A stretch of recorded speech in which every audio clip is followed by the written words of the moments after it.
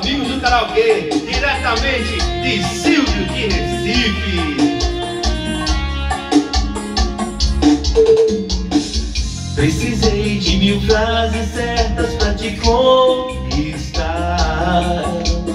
de uma só errada pra te perder. Eu levei tanto tempo pra te apaixonar,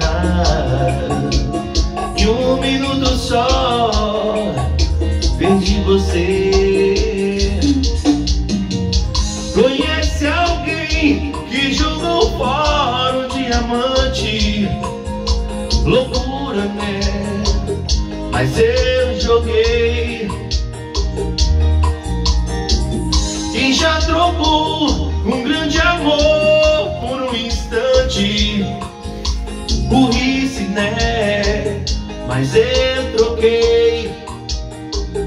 Coração me fala, como é que você faz um negócio desse?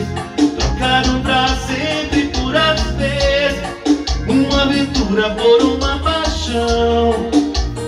Péssimo negócio, coração. Como é que você faz um negócio desse?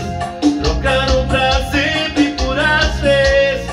Ela falou que não quer mais conversar, agora dorme com essa.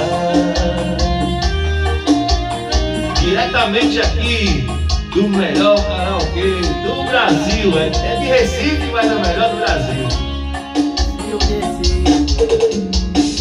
Conhece alguém que jogou fora um diamante? Loucura, né?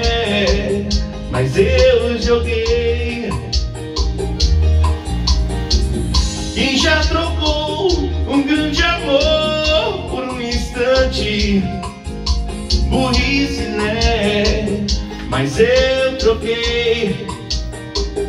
Coração me fala, como é que você faz um negócio desses? Trocaram pra sempre por às vezes, uma aventura por uma paixão. Péssimo negócio, coração. Como é que você faz um negócio desses? Trocaram pra sempre por às vezes.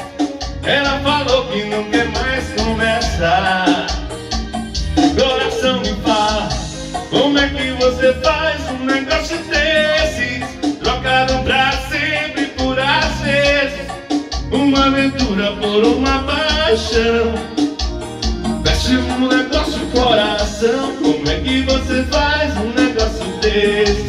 Trocaram pra sempre por às vezes. Ela falou que não quer